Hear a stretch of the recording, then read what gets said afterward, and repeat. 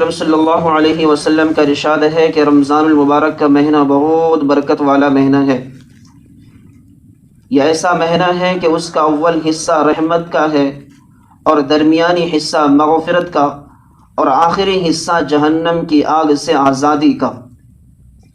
اور ایک حدیث میں ہے کہ اس مہینے میں اپنے خادموں اور اپنے غلاموں کے کام کو ہلکا کر دو، ان کے بوجھ کو ہلکا کر دو۔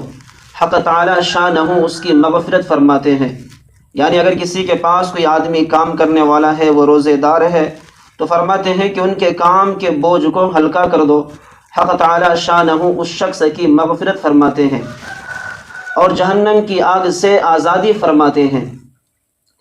اور فرمائے کہ 4 کام ایسے ہیں اس میں کثرت سے رکھا کرو۔ 2 چیز اللہ کے رضا کے واسطے، اور 2 چیز ایسی ہے کہ جن کے بغیر ہماری اور آپ کی کوئی چارہ نہیں۔ 2 چیز ہے کہ اپنے رب کو راضی کرو۔ اول ہے لا الہ الا اللہ کا ورد، اور دوسرا ہے استغفار کی کثرت۔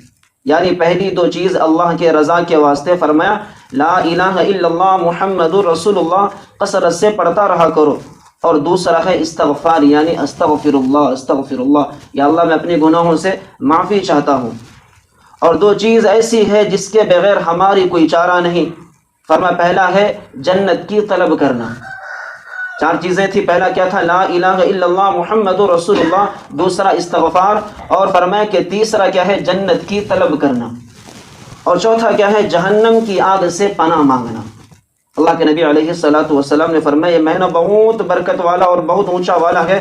فرمایا کہ اس مہینے کے اندر میں اپنے خادموں، اپنے غلاموں، یعنی جو آپ کے ماتحت کام کرتے ہیں، اس کے کام کو کیا کرو؟ اس کے بوجھ کو ہلکا کر دو۔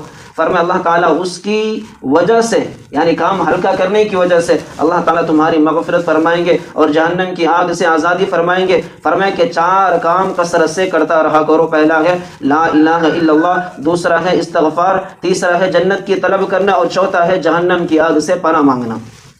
اسی طرح ایک حدیث میں ہے جو شخص کسی روزے دار کو پانی پلائے، حق تعالی شانہ قیامت کے دن، یعنی اللہ کے نبی علیہ الصلوۃ والسلام فرماتے ہیں کہ حق تعالی شانہ قیامت کے دن میرے حوض سے اس کو پانی پلائیں گے، ایسا پانی پلائیں گے جس کے بعد جنت میں داخل ہونے تک پیاس ہی نہیں لگے گی۔ اللہ اکبر، کتنی بڑی فضائل ہے۔ فرمایا کسی روزے دار کو ایک گھونٹ پانی پلانا، حق تعالی شانہ کل قیامت کے دن میرے حوض یعنی حوض کوثر سے اس کو پانی پلائیں گے، اس کے بعد جنت میں داخل ہونے تک اس کو پیاس لگے گا ہی نہیں۔ بہرحال ہم سب اللہ تبارک و تعالیٰ سے یہی دعا کریں کہ اللہ رب العزت ہمیں اور آپ کو ان سب